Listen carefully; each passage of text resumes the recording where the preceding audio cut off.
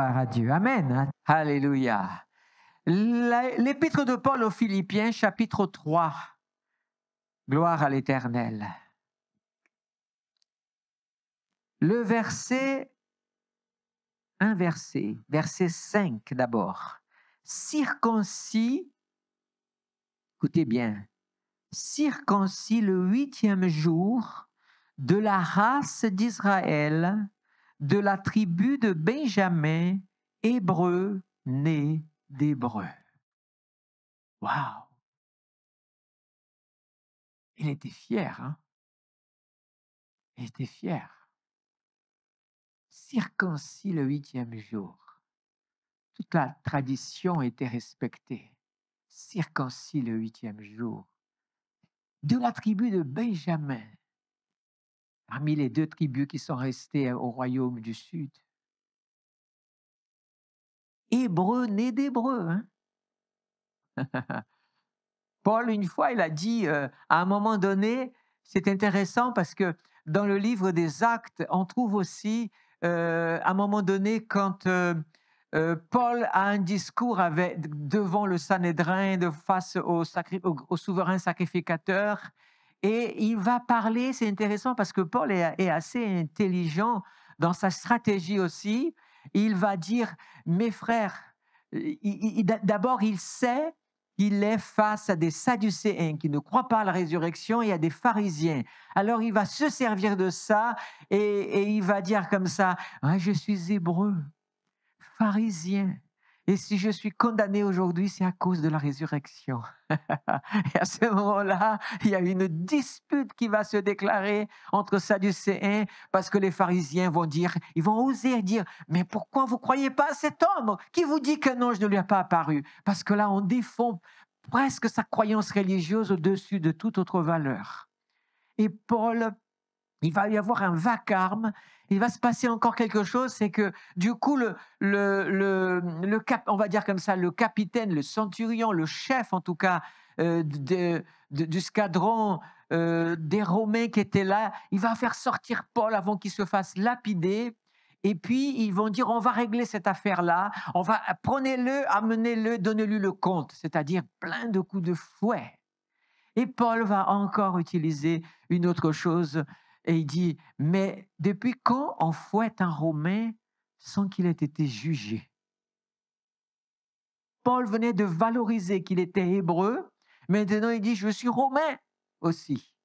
Alors, on dit ça tout de suite au centurion, je crois que c'était un centurion, et du coup il vient, il a dit, attends, tu es romain toi? Il a dit, oui. Il a dit, mais attends, moi, pour être romain, j'ai dépensé une fortune pour avoir le titre d'être romain. Et toi, tu l'es comment? Et lui, il dit, de naissance. Parce qu'il était né, bien sûr, dans une région c'est comme quand on dit ici, si tu es né en Corse, tu es Corse. Tu es en France, tu es français. Donc, il avait ces 2 nationalités et il les a mis en avant. Ici, dans ce qu'on vient de lire, Paul met en avant son côté hébreu, très hébreu, dans l'ADN. Laissez-moi vous dire une chose. Il y a pas longtemps, j'avais vu un film français. D'ailleurs, je dis toujours que les Français font de très bons films d'humour parce que la force, c'est dans le langage. Et dans ce film, il était question de 2 familles qui se rencontrent pour un mariage. Et il y a eu une idée d'un qui a décidé de faire ce qu'on appelle, je trouve ça intéressant d'ailleurs, un test ADN pour connaître toutes les origines vraiment de la personne en détail par l'ADN. L'ADN peut définir. Et donc, ils se sont retrouvés, à chacun étant fier. On voit que chacun est fier de sa nationalité. Il y en a un qui est fier d'être français depuis plus de 1000 ans, de la famille un tel, un tel, un tel. D'autres est fier de la marque française, etc. Enfin, tout ça. Et quand ils vont ouvrir leur lettre ADN, ils vont découvrir quoi? Qu'en fait, il y en a un qui est 20% portugais et pas italien. Un autre va découvrir qu'il est 50% allemand et pas français. Un autre va découvrir qu'il a 60% qu'il est anglais et tout d'un coup elle devient anglaise juste par cette découverte. Un autre va découvrir qu'il est le plus fier d'être français, découvre qu'il n'est français qu'à 85%, 15% il est sioux. Alors, disons que là, il y a vraiment toute une panoplie de confusion, de désespoir, de plein de choses incroyables. Mais si je vous dis ça, c'est pas pour vous donner envie de voir ce film. C'est simplement pour revenir à ce texte. Nous sommes fiers de quoi exactement dans notre vie?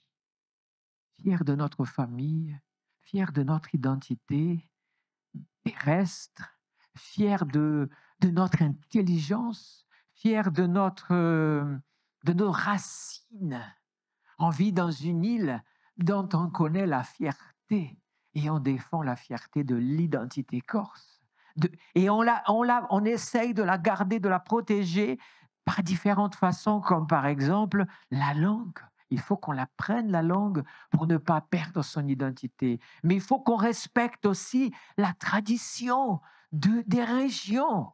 Et ainsi de suite, on essaye de ne pas perdre. Mais en même temps, on vit dans un monde où il y a de plus en plus de mélange, de plus en plus de fusion. Moi, par exemple, je le dis très souvent et je vais le dire encore, j'ai une fierté en tant que pasteur et particulièrement de cette Église à cause du nombre d'origines qu'il y a, des Corses, des continentaux, comme certains disent ici, des Pinsuti aussi. Mais aussi nous avons Cameroun, Ukraine, Rwanda, Portugais, Brésilien, Espagnol, Madagascar, Réunion, l'île Maurice, Alger. Waouh! Et je dis souvent aux personnes, je suis tellement fier d'être une église qui n'est pas rien contre le fait qu'une église soit plus, comme parfois on peut trouver, plus ethnique pour différentes raisons. Moi, je privilégie plutôt le fait qu'on soit tellement différents de nos identités, brésiliens aussi, pardon. Je l'ai dit déjà, oui. Et donc, qu'est-ce qui se passe? C'est que pour moi, c'est une image du ciel. Mais vous voyez, c'est une fierté, je l'ai dit. C'est une fierté. Mais permettez-moi de dire que nous sommes devenus chrétiens. Mais pas par la tradition d'être chrétien. Il y a deux façons d'être chrétien. Celle de la tradition. Mes parents sont chrétiens, je suis chrétien. Mes parents sont musulmans, je suis musulman. Mes parents sont juifs, je suis donc juif. Mes parents sont hindous, donc je suis de la religion hindoue. Non, je pense que cette acquisition-là, c'est celle de la tradition, de l'héritage. Mais je veux vous parler plutôt de l'identité spirituelle. Parce qu'on a partagé la dernière fois que nous sommes composés d'un corps, mais aussi d'une âme et d'un esprit. Et le corps, qui est celui qu'on valorise le plus quand on est sur Terre, et donc on valorise quoi? Ah ben, tu es noir, ah ben, tu dois venir d'Afrique, non? C'est de facto ce qui vient à l'esprit. Si tu es très très blanc, cheveux clairs, tu viens forcément des régions du Nord. Mais il y a tellement d'idées, mais aujourd'hui c'est plus possible. Il suffit de regarder les équipes de football.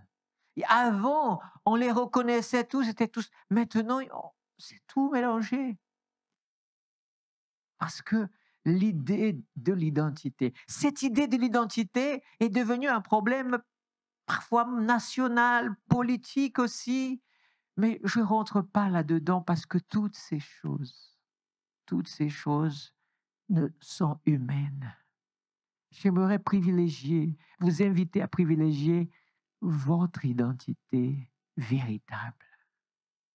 D'où vous venez vraiment? Ah, moi je sais, je viens de Corse. Mais avant que tu viennes de Corse, tu viens d'où? Alléluia. Ah, mais moi, je suis là, mais je suis ici. Mais je viens du Brésil, oui. Mais avant, ah ben avant, d'où tu viens? Une des choses qui font qu'on n'est pas heureux, parce que pour être heureux, il faut être en accord avec son identité.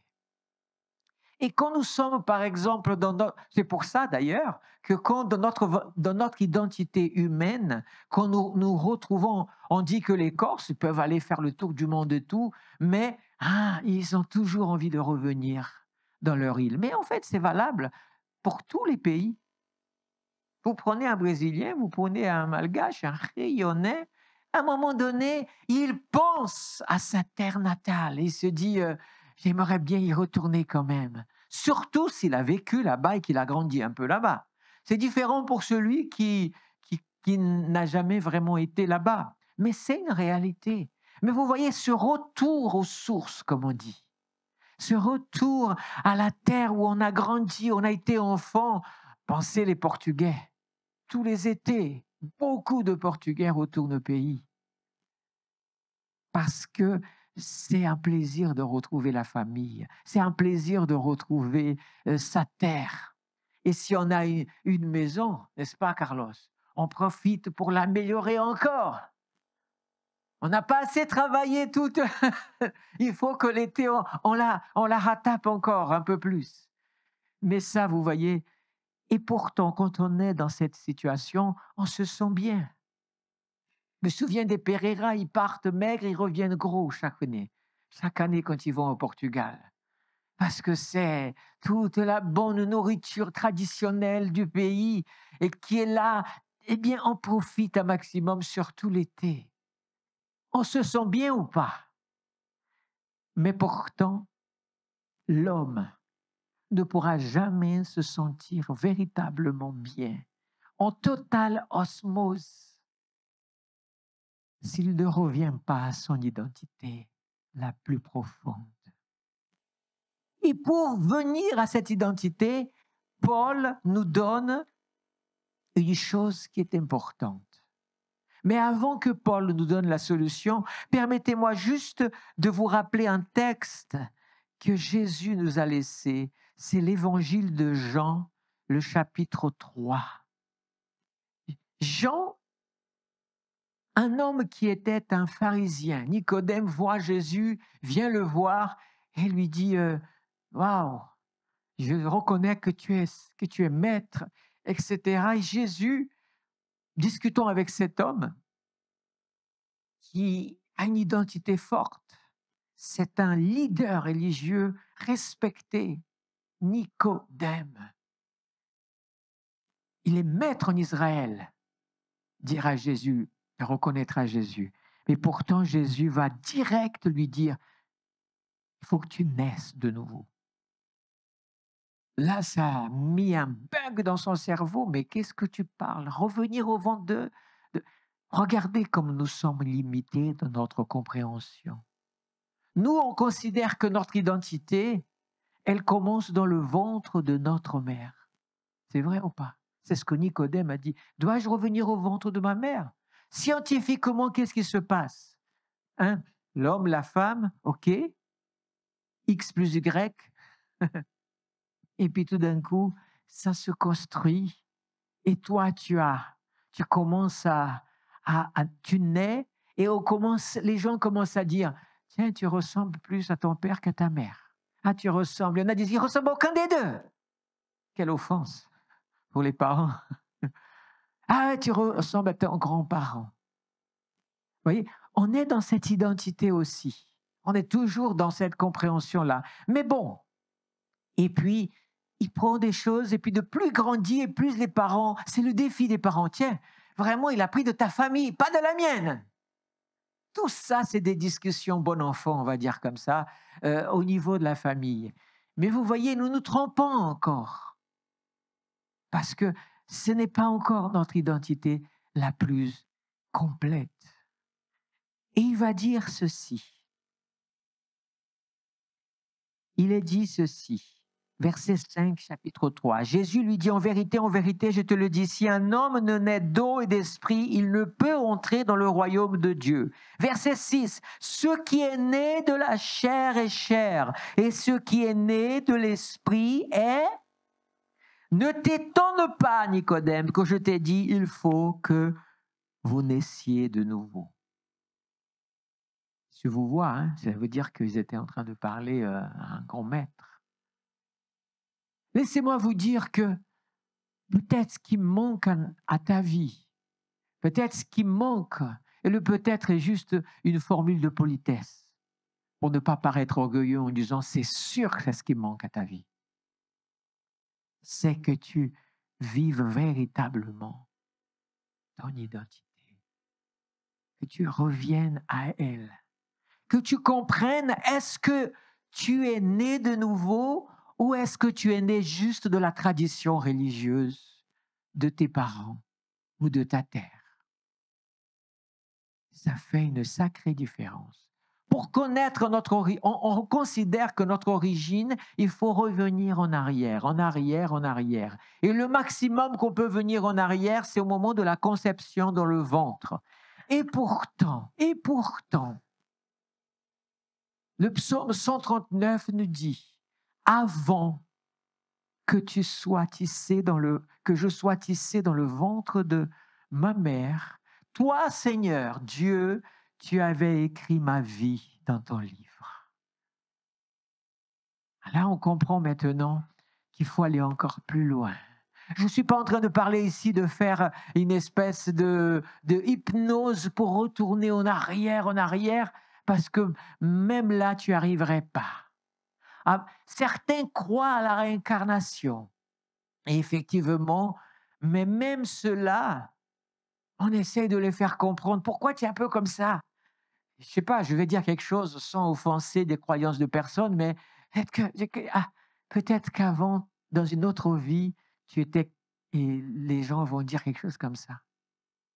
Mais vous voyez, rien n'est plus original, plus à l'origine que Dieu. Et c'est pour ça que la solution que Jésus apporte à l'humanité, c'est il faut naître de nouveau. Mais moi, je suis déjà né, moi, 56 ans. Comment je fais? Alors, une fois on a prêché sur ça, il faut d'abord mourir à toi-même. Ce qui veut dire que, je reviens un petit peu, les gens qui avaient identifié une part dans leur ADN qui était d'une autre nationalité, alors si la nationalité était considérée noble, ils étaient fiers. Si elle était considérée comme, aux yeux humains, inférieure, ils avaient honte. Et j'ai envie de te dire simplement, quelle que soit ta fierté, quelle que soit ta honte, si tu n'es pas né de nouveau, tout ça n'est que vent et poursuite du vent, poussière. Ça n'est pas important. Parce qu'il manquera toujours quelque chose en toi pour que tu sois heureux. Alors, au lieu d'être fier, voire orgueilleux de ce que tu penses être, tout en étant pas vraiment l'homme et la femme que Dieu voudrait que tu sois, je t'invite maintenant à la solution que Paul dit.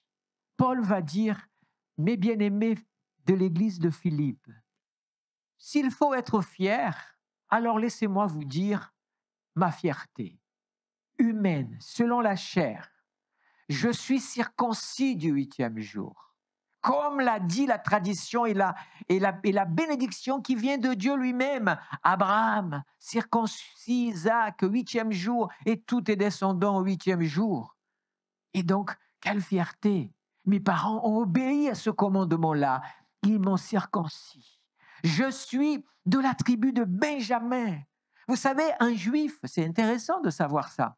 Un juif, je ne sais pas aujourd'hui, mais certainement les anciens savent le faire. Mais dans l'ancien temps, un juif, quand il rencontrait un autre et qu'il ne se connaissait pas, vous savez comment il se présentait?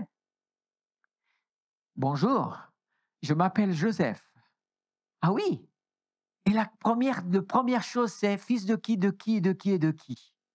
Et là, je suis Joseph, fils de Sanballat, qui était fils de Tobie, qui était, je dis exprès des noms que vous savez qui ne sont pas agréables, hein, mais fils de Joseph, fils de Zacharie, qui est fils de Matati, qui est fils de, et fils de. Et tout d'un coup, l'autre disait, et moi je suis Johann, fils de, fils de, fils de. Et à un moment donné, quel est le but? C'était de savoir si par hasard dans leur lignée, s'était pas croisé et s'il n'y avait pas un lien de parenté qui remontait à quelques générations. C'est une manière de garder, de se souvenir et d'avoir cette identité en soi. Mais vous voyez, quand on parle de Jésus, Matthieu, Luc donnent l'arbre généalogique de Jésus. Et ce que je trouve intéressant dans cet arbre généalogique, c'est que, je ne sais plus si c'est Matthieu ou Luc qui dit, il remonte, on remonte, on remonte et finit, et fils de Adam, fils de Dieu. Ça, c'est fabuleux. Parce que si tu veux remonter à ton arbre généalogique, tu dois normalement terminer là où tu as commencé, en Dieu. Je suis enfant de Dieu. Dieu a écrit dans son livre qui j'allais être, ce que j'allais faire. Mais ça, ce sera un autre sujet de message pour un autre jour. Mais j'aimerais simplement vous dire que, et ensuite, il t'a mis dans le ventre de ta mère pour que tu entres dans le processus naturel qu'il a créé. J'aimerais qu'aujourd'hui, on puisse faire comme Paul. Paul dira, voilà, Hébreu, né de Hébreu. OK. Même pharisien selon la tradition. Et selon la loi, je suis tellement bon, je suis tellement fort que je suis irréprochable. Il l'a dit et je ne doute pas que c'était vrai. Mais Paul dira, verset 7, mais ce qui était pour moi un gain, je l'ai considéré comme une perte à cause du Christ. Et même je considère comme une perte à cause de l'excellence de la connaissance du Christ Jésus, mon Seigneur. À cause de lui, j'ai accepté de tout perdre et je considère tout comme des ordures afin de gagner Christ et d'être trouvé en lui, non avec une justice qui serait la mienne et qui viendrait de la loi, mais avec la justice qui est obtenue par la foi en Christ. Une justice provenant de Dieu et fondée sur la foi. Bien-aimés,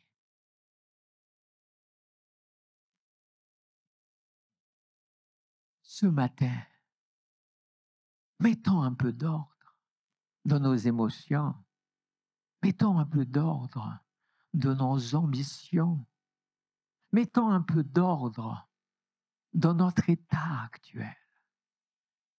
Et au lieu de considérer ce qui n'est pas vraiment considérable, considère ce qui est vraiment important. Pourquoi vous souffrez? Pourquoi je souffre? Parce que je donne de l'importance à mes malheurs. Mais le jour où j'arrêterai de donner de l'importance à mes malheurs, je commencerai à être heureux. Pourquoi certains vivent des situations difficiles parce qu'ils mettent de la considération dans leur force, dans leur intelligence, dans leur origine humaine, dans leur capacité.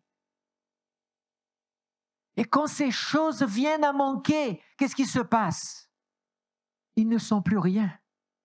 On parle de certains acteurs ou actrices qui ont été très célèbres. Mais le plus dur, ça a été quoi? Quand la célébrité a disparu et qu'ils ont été dans l'oubli. Certains sont devenus les plus malheureux.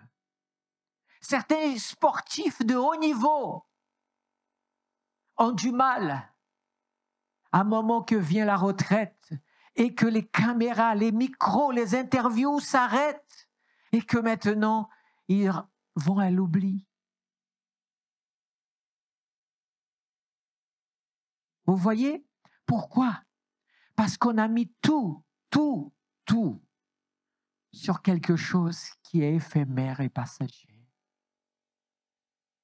Pourquoi certains n'avancent pas dans la vie? Parce que leur sentiment est toujours vers le passé, mais le mauvais passé. Toujours le passé du malheur. Toujours le passé de la catastrophe. Toujours le passé d'une parole horrible. Toujours le passé d'un acte terrible. Toujours le passé. Et ils marchent comme ça. Et ils se prennent des poteaux chaque jour.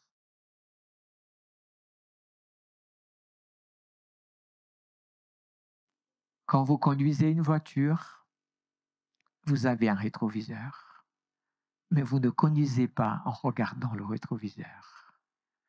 Vous ne le regardez que par nécessité à certains moments, plus pour pouvoir faire quelque chose. Votre passé doit être un regard d'un instant en disant « j'ai vécu ça, mais aujourd'hui je vis ça ». Aujourd'hui, les voitures, pour faire marche arrière, ils ont même la caméra de recul. C'est top, ça. On n'a même plus besoin de passer le permis. Hein. Avec toute cette technologie, bientôt la voiture... D'ailleurs, ça y est, il y a des voitures qui conduisent à notre place. Moi, je n'ai pas envie d'être dans une voiture qui conduit à ma place. J'ai l'impression que je suis prisonnier, là. J'aime bien avoir la main au volant et décider d'avancer. Mais ce que je veux dire, c'est que ne laisse pas les choses prendre la direction sur ta vie, mais donne à celui qui a tout pouvoir sur ta vie. Ce que toi, aujourd'hui, tu considères comme une fierté. Il y a des gens qui ont même la fierté de leur religiosité, juste sans parfois rien comprendre. Sois fier de Dieu, ton Créateur. Sois fier de Jésus qui est mort pour toi à la croix et a ressuscité au 3e jour et aujourd'hui t'ouvre la porte des cieux pour toi. Sois fier du Saint-Esprit qui est descendu et qui veut et qui habite dans ton cœur et dans ta vie et qui t'inspire et qui te garde chaque jour que tu avances. Parce que ton identité, quand tu la trouveras vraiment en Dieu, tu vas pouvoir avancer. Alors faisons l'examen de notre ADN. Amen. Demandons au Saint-Esprit, le grand scientifique, de nous révéler notre ADN aujourd'hui. Vous voulez?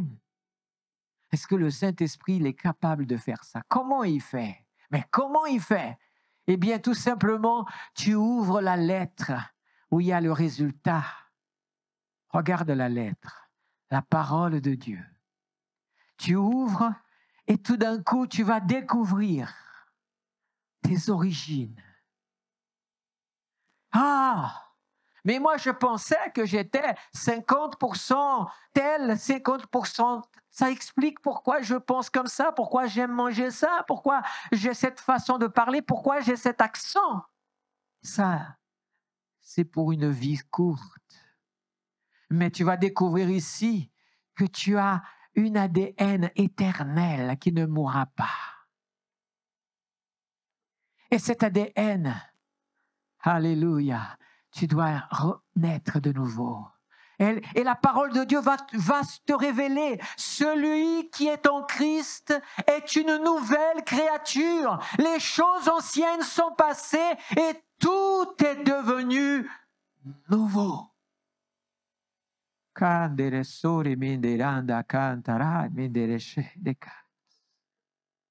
Je vais aller vers l'avant. Alléluia. Gloire à l'Éternel. Chère Église, ce matin, invitons le Saint-Esprit et lisons sa lettre. Et puis le Saint-Esprit, à un moment donné, il va dire, tu sais, mon enfant, tu as 20% de tristesse dans ton cœur. Et ces 20% viennent. Et là, le Saint-Esprit peut te montrer d'où ils viennent, la source. C'est parce que tu lâches pas ça. C'est parce que tu trouves ça précieux. Si tu te bats pour ça, tu t'alimentes de ça.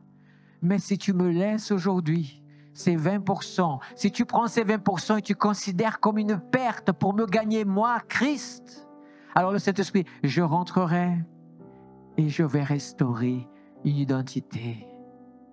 Parce que dans la lettre de Dieu, dans le laboratoire de Dieu, il y a 2 papiers que tu vas lire. Dans un, ce que tu es maintenant, et dans l'autre, ce que tu es à l'origine. Et en bas, c'est, veux-tu rester tel que tu es maintenant ou veux-tu retrouver ton origine pour vivre une meilleure vie? Alléluia. Alors, oui, n'hésitons pas à lire, oui, c'est vrai. Quand quelqu'un vous dit quelque chose, mon frère, ma sœur, tu ne penses pas que tu devrais changer ta façon de penser, ta façon de voir le monde, ta façon d'être dans ton caractère. Tu ne veux pas remettre ce caractère dans la main de Dieu pour que Dieu le restaure? Si tu dis oui à devenir plus heureux, le libre, une nouvelle créature. Si tu dis non, il ne te forcera pas, mais tu continueras à vivre comme avant. Si dans ton caractère, dans ta vie, dit, mon enfant, je t'ai appelé, tu es à moi, mais tu n'es pas venu totalement à moi. Tu as encore 15% de péchés dans ta vie dont tu ne veux pas lâcher. Tu es tellement attaché à ces péchés-là. Quand est-ce que tu vas te décider à abandonner cela et être totalement à moi? Parce que vous savez, tout ce que nous commettons ici, nous le commettons parce que nous aimons bien. Par habitude, par esclavage. Parce que même si tu es esclave d'un péché, mais à partir du moment où tu sais que c'est un péché, Dieu te donne la force de le vaincre. Si tu ne gagnes pas, ne dis pas que c'est parce que tu ne peux pas. Non, c'est parce que tu ne veux pas. Mais le jour que tu voudras, tu choisiras toujours le bon choix. Dieu dit à Caïn, alors qu'il venait de pécher, « Caïn, où est ton frère? » « Mais je ne suis pas gardien de mon frère. » « Oui, mais Caïn, son cri. » Mais le péché couche à ta porte, Caïn. Le péché va toujours coucher à ta porte, bien-aimé. Il va toujours, tu pourras devenir 100% à l'origine revenir à l'origine de Dieu. Le péché sera toujours couché à ta porte, te proposant. Le diable n'a pas hésité à le faire avec Jésus. Si tu es le Fils de Dieu, transforme ces pierres en pain. Mais tu seras comme Jésus. L'homme ne vivra pas simplement de pain, mais aussi de la parole qui vient.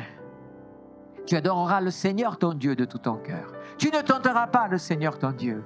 Voilà les réponses qu'il a données. Tu auras aussi, parce que le Saint-Esprit vient et il te donne la force. Je dis, oui, mon corps désire le péché, mon corps désire la malédiction, mon corps désire tomber encore. Mais mon esprit est en train de combattre, comme dit Paul à Galacte.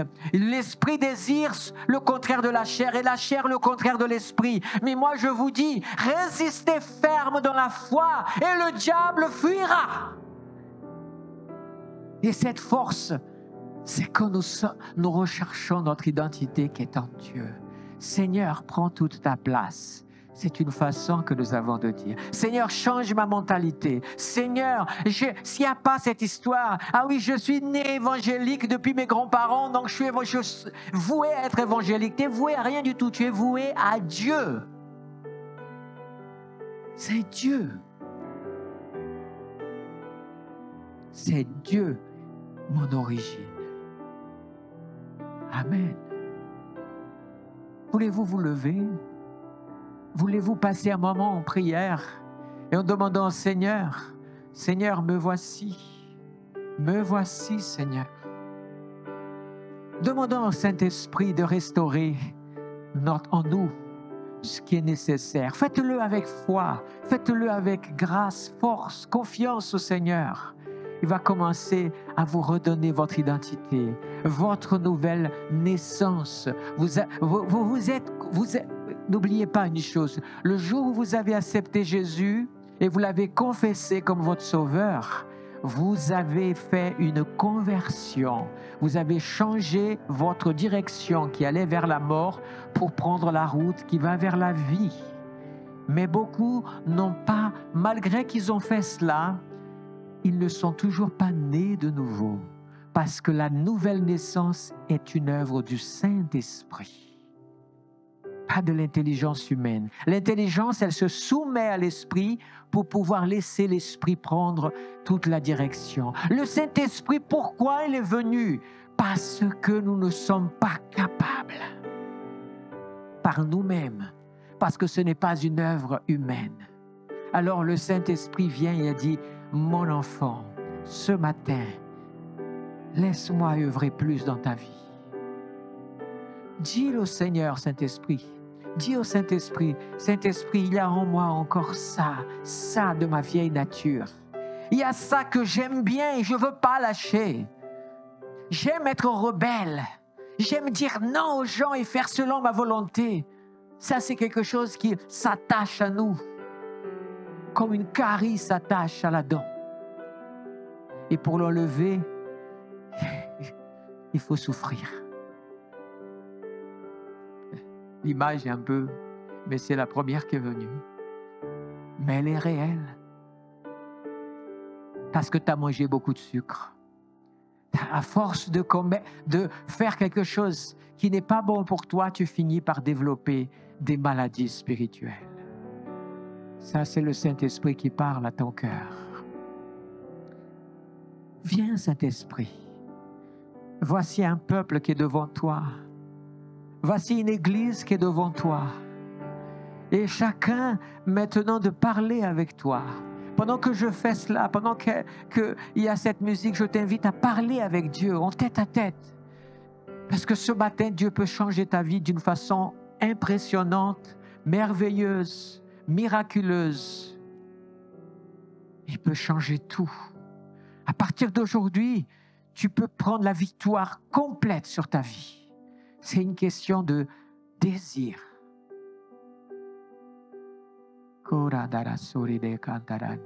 Viens, cet esprit. Là où il y a des cœurs qui sont prêts. Là où il y a des cœurs qui sont prêts. Là où il y a des cœurs qui crient et prient à toi, Seigneur, change-moi. Change-moi.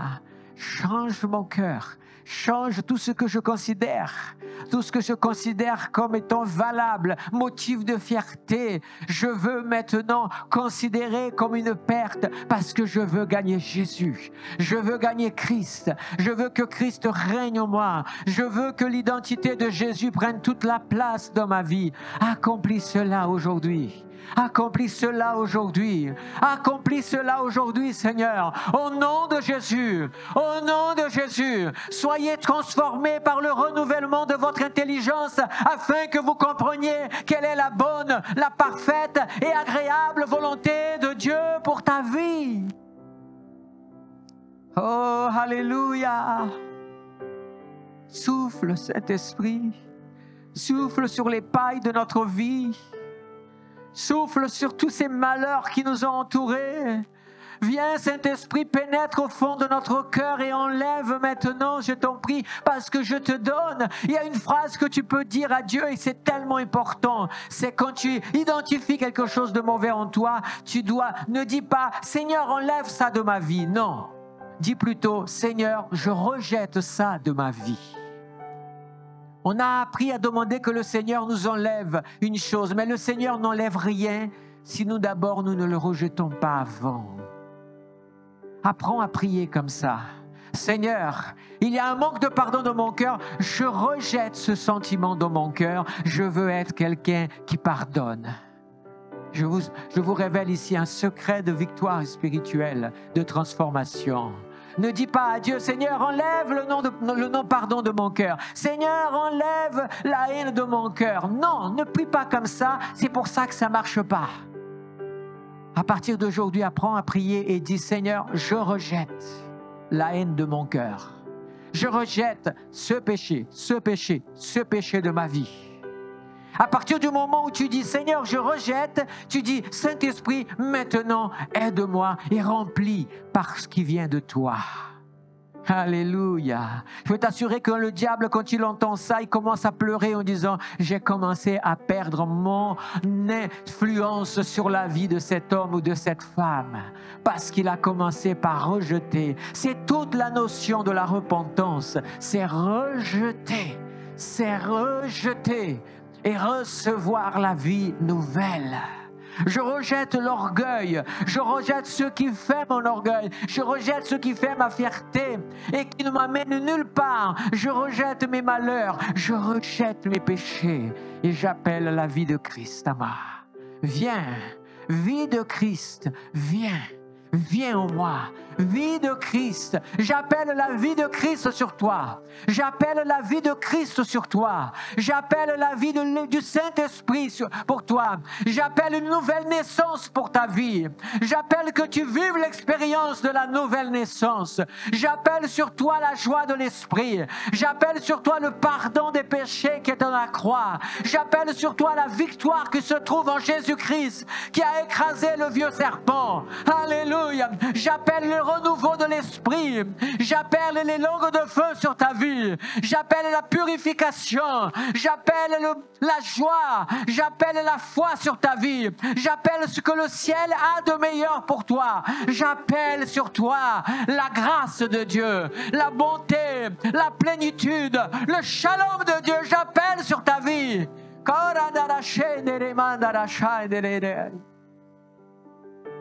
J'appelle sur ta vie un renouveau. Alléluia. Tout ce qui était pour toi un passé de fierté, aujourd'hui tu l'enterres. Et tu commences avec Dieu quelque chose qui va te conduire jusqu'à la vie éternelle, qui va te conduire de victoire en victoire. Oh, tu vas avoir des combats, mais tu seras sûr d'être vainqueur de tes combats. Tu seras fier quand tu vas résister à un péché. Je ne sais pas s'il y en a qui connaissent ça, mais je sais que oui. Et je suis sûr que vous tous, c'est quand vous avez été tentés et que vous avez résisté, vous avez ressenti une fierté. Eh bien, moi, je t'invite à ressentir cette fierté de plus en plus, jusqu'à ce qu'il n'y ait plus rien, parce que le Seigneur t'a acquitté. Béni soit le nom de l'Éternel.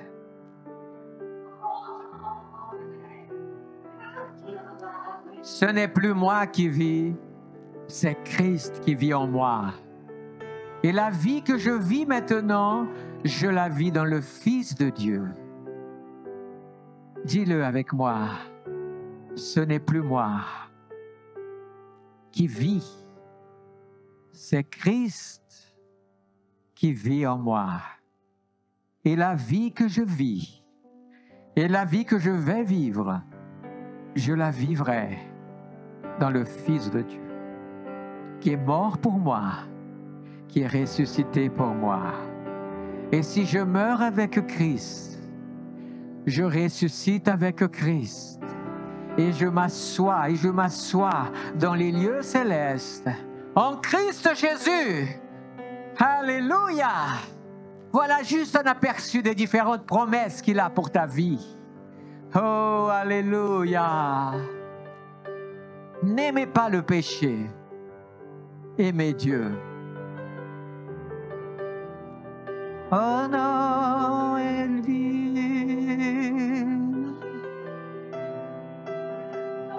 Ah, dara sore me decanta.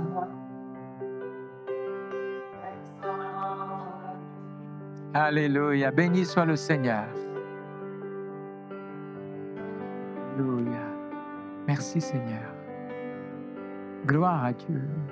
Soyez bénis. Soyez bénis en Christ. Soyez bénis en Christ. Soyez bénis en Christ. Soyez bénis en Christ. Au nom de Jésus, au nom de Jésus, je bénis votre vie. Je bénis ta nouvelle vie. Je bénis ta nouvelle marche. Je bénis ta nouvelle expérience de vie. Oh, alléluia. Oh, alléluia. Oh, je bénis ta vie en Jésus-Christ. Alléluia. Béni soit le Père de notre Seigneur Jésus-Christ qui nous a bénis de toutes les bénédictions spirituelles dans les lieux célestes en Christ. En lui, nous avons été élus avant la fondation du monde. Alléluia. Voilà ce que Paul dit aux Éphésiens. Alléluia. Avant la fondation du monde. C'est pas pour rien que Jésus a dit avant qu'Abraham soit, je suis. Avant que le monde soit créé, je suis.